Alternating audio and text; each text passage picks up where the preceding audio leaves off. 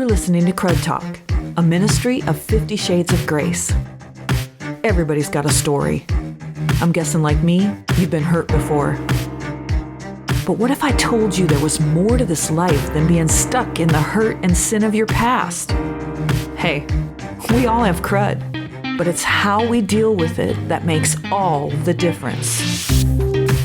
Today's episode is brought to you by a generous sponsor just like you. We thank you for your gift, which allows us to share hope and continue to help people deal with the crud in their lives.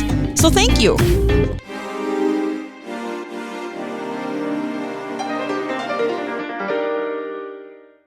Hey, welcome everybody. This is Crud Talk. I'm Sonia Bruner. How are you doing? So I got a lot of messages from my last episode. The other S word, like the fun one. So I'm going to just do a follow-up because I had a lot of questions and I want to answer those questions. Okay, they're just really good. And I think all of us can maybe get some great information from that. So here we go. This is one of my favorite comments I received this week. And this couple wrote to me and they said, we want to be the couple that is willing to do whatever it takes to make our entire marriage God-honoring. You're helping us to do that, Sonia. Thank you. Isn't that cool? I thought that was so awesome. That was cool. That was encouraging. So I got this question from a lady in Florida. She says, how do you do this? You say such personal things about yourself and then make it available for the whole world to hear. I need your courage. I wasn't abused or anything, but I feel like sex is a dirty thing. I guess it's because of how I was raised. Modesty and keeping yourself pure was always super important to me. What would you advise to us girls who are afraid to be sexual and want to change after all these years of marriage? How do we get comfortable with ourselves and sex? Let me just say, I love this. I love it. I feel like she's already starting this journey to discovering what it is that God wants her to understand about him and about marriage and sex, right? You can't change the past, but you can begin new today. So I think the next step is to find out what feels good to you and your body. Sex is in the Bible. I don't know why so many people choose to ignore that or tell themselves that they can ignore it because they're uncomfortable with it. I never got that. There's lots of great resources in understanding that what feels good to one might not feel good to another. I heard a lot of comments about that they really loved when I said that last week. They were like, oh, that makes a lot of sense. God didn't make sex dirty. Man made sex dirty. So understanding what biblical sex is and the powerful connection that the Lord created in and through sex, that's important too. He doesn't lie. So when he says the two become one, be fruitful and multiply, he means it. I think because of her feelings about sex, she needs to give herself permission, providing that it's pleasurable, and really allow herself to enjoy it. The other huge part of this for all of us that feel this way is communicating this to your spouse. You got to do this. Also, let me ask this question. What about sex makes you feel dirty? I would try to express those thoughts and emotions to at least say that out loud. Be honest with that. Everything starts with the truth. Having the courage to answer why it's dirty might help in healing a past hurt or maybe a hindering belief about it that God never intended you to have. Also, if there's any unconfessed sin, then confess that and start with a clean slate. Tell him how much you love him. I'm talking about your spouse. And that you want to make things the best they can be. You can do this. I believe we all can do this through God. Okay, I got this message from a lady in Texas. My husband is addicted to porn. He doesn't understand why it hurts me. I want a divorce. I've even met with a lawyer. I was so confident in my decision, and then I read your story, and I listened to your podcast last week. What a episode she got to listen to. Wow. And I'm not sure what to do. Looking back, I have held back more than I care to admit. I don't think that by me doing that, it gives him the right to look at other naked women and get off on that. But I guess by me not saying anything all this time, he probably feels like I don't want him. I love him, but it's hard to feel that these days. So that's so loaded, right? There's so many people struggling right now with pornography within their marriages. And let me just say my heart goes out to anyone that is struggling with that. On both sides of that, the ones that are involved in pornography, and the hopelessness that many individuals feel because they actually become addicted to it, and they feel shame and the guilt, and they carry that with them, and then they find themselves there again, and it's just this vicious cycle. And then the ones that are the other side of that, the victims, the ones that we love the most, we hurt the most by doing that, and it's sometimes hard to understand where they're coming from and why that's so hurtful, but it's a betrayal. And I think we just need to kind of take a pause and understand how horrible that betrayal can be. And so my response would be to this person: stop before you do something permanent that you will regret. Obviously, she loves him. It's obvious that the Lord is trying to get her attention. And in no way am I saying that he is off the hook. I can understand why that person would feel hurt. Does the husband know? Does the spouse know? I feel like there's way, way, way too much communication that needs to be happening. First, you both need to sit down and talk, and you must share your heart with your spouse in truth and love. Then allow him to share his heart with you. Listen to him. Don't blame, don't excuse, don't accuse, don't shame, but just listen to what he says. And then I would say this: what about Jesus? Do you know Jesus? I'd like to know really what you think about him. So this one is good. Okay. Whew. I understand that it's my wifely duty to have sex with my husband, but what if it's bad? I don't think he has a clue as to what I want or what feels good to me. It's like he has his fun and then he's done. So what you're telling me is that I just need to open up and tell him this out loud? How can I do that? It's so embarrassing. I need you to tell me, how do I do that? My response is, I just talked actually with a lady this week who had this exact same issue. And she was like, I can't say those words out loud, Sonia. And I was like, I get it. I totally get it. Yes, that's exactly what I'm going to tell y'all. Open up your mouth and tell your spouse how you feel in truth and love. No blame, no guilting or bullying, just the truth in love. It's not their fault that they don't know. If you've never told the person, ask them to forgive you for not telling that person before that you love what you need. How can we hold them accountable when we haven't even said how we feel, right? And one more thing.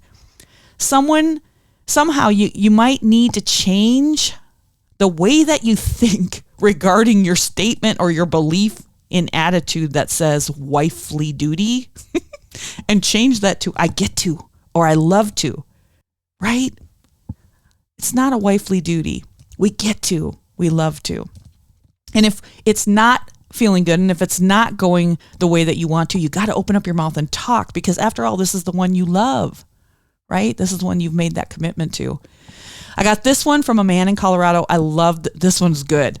Sonia, this part is not good. This was kind of awkward, but Sonia, you are a beautiful woman inside and out. I wish my wife had your attitude about sex. The last thing she wants is sex.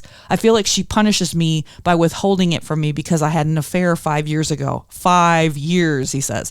I have begged her to forgive me. I have tried to be everything she needs, and it's not enough. I don't want to give up on our marriage, but I'm sick of living like she hates me. Tell me what I can do to make her forgive me. So my reply was this.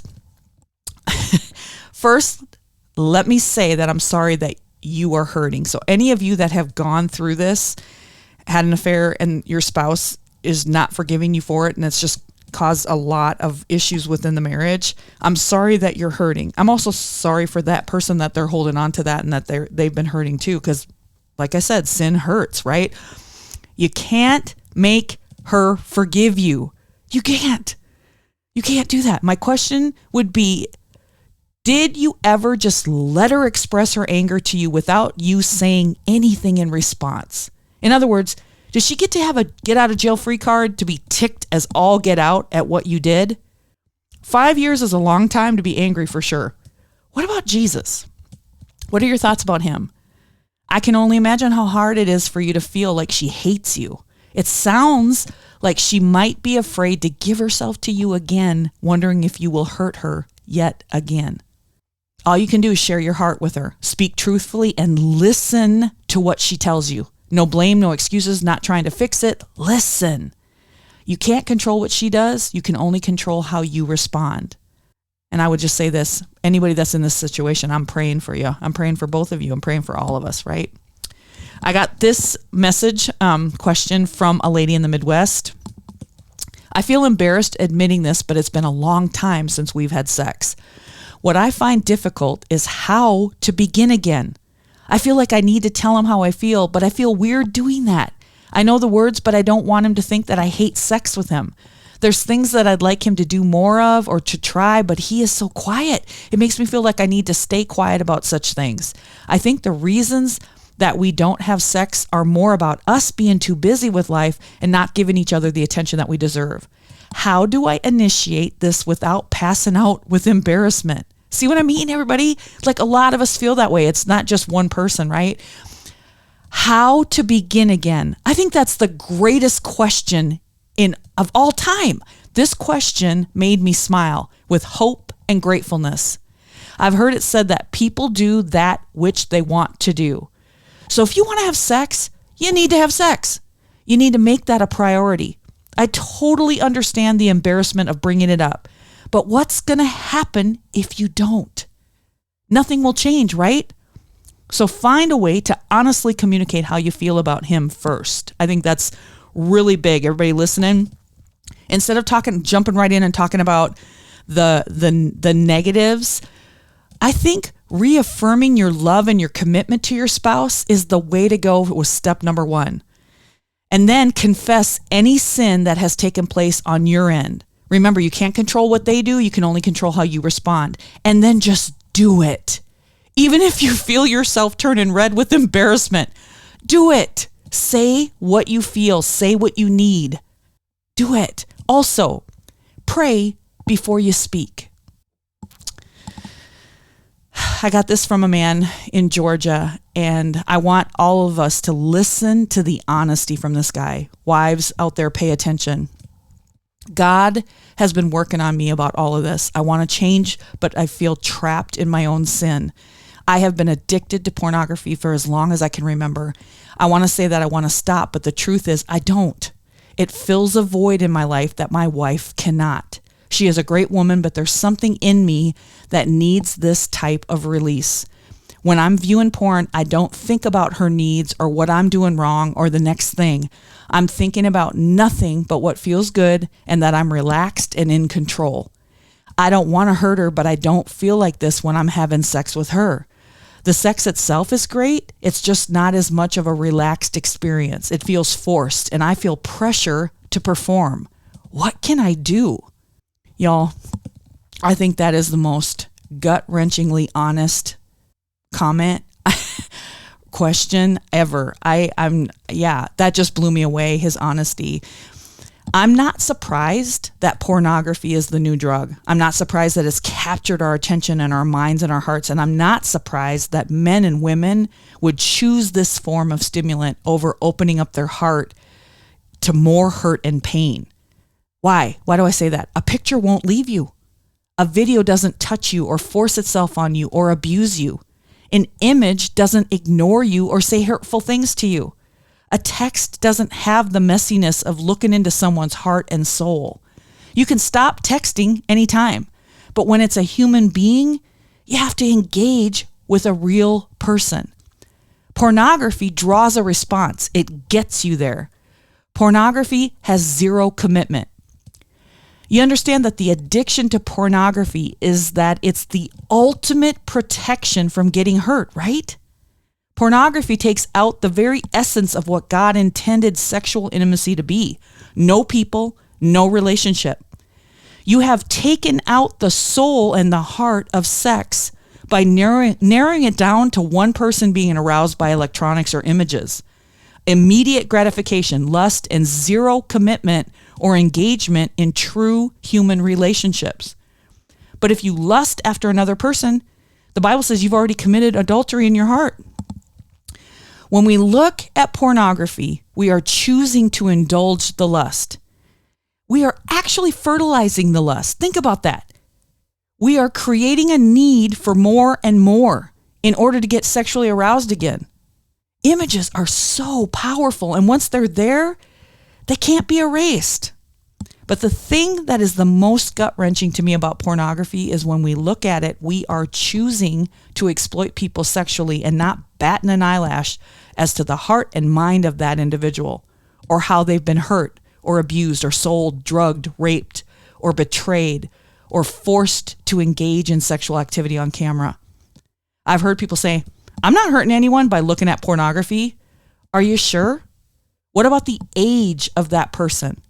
We have no idea how old they are. Are they kids? Do you know what you're looking at? Make no mistake. We look at the image because we want to. And then we become the reason for the demand of the pornography industry. The reason that the pornography industry is so lucrative is because every one of us that has participated in the viewing of a video or a movie or a picture, we are a sex pornography consumer. We're the consumer.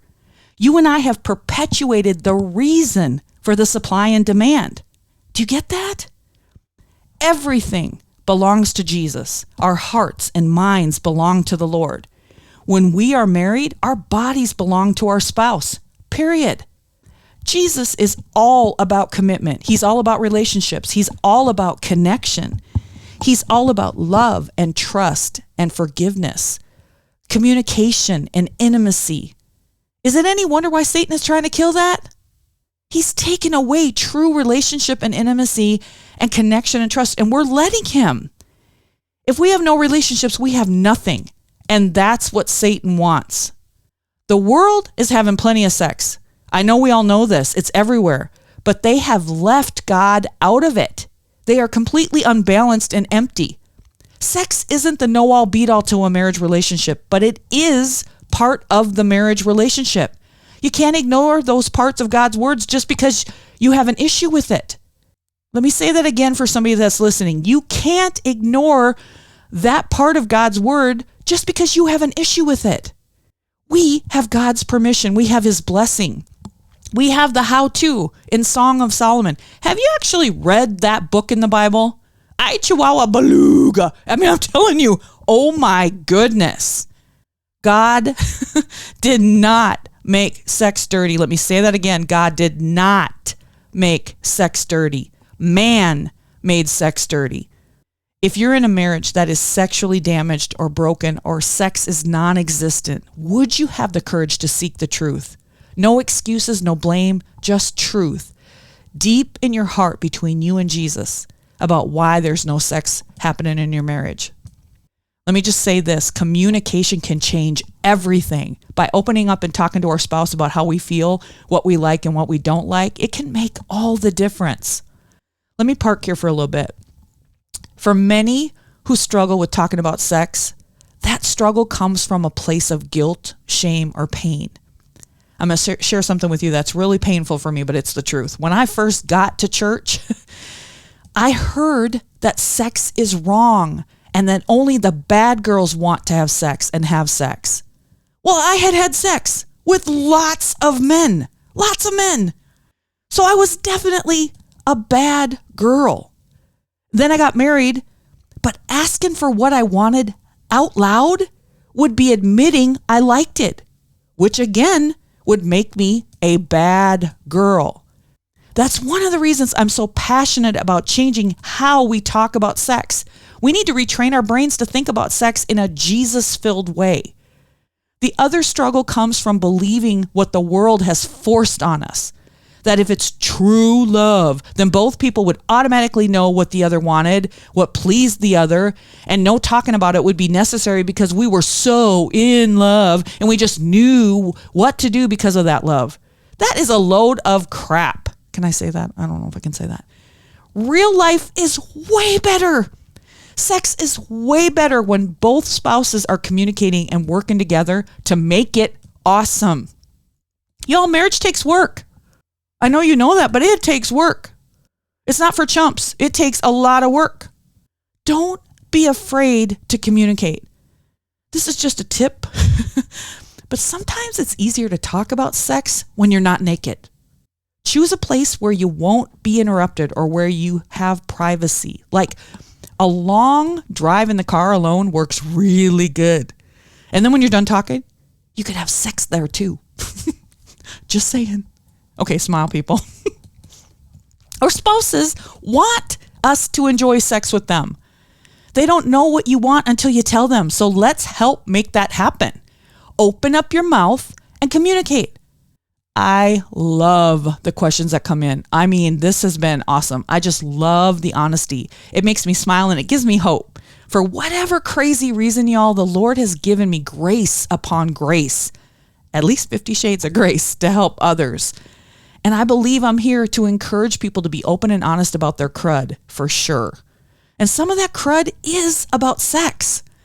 If I can share my story and all that Jesus has done to change my life, then maybe that's going to help someone have the courage to deal with their crud. So get after it. Have sex. It's a good thing. There are two human beings involved. God made sex for both man and woman. I think we forget that sometimes. Trust Jesus.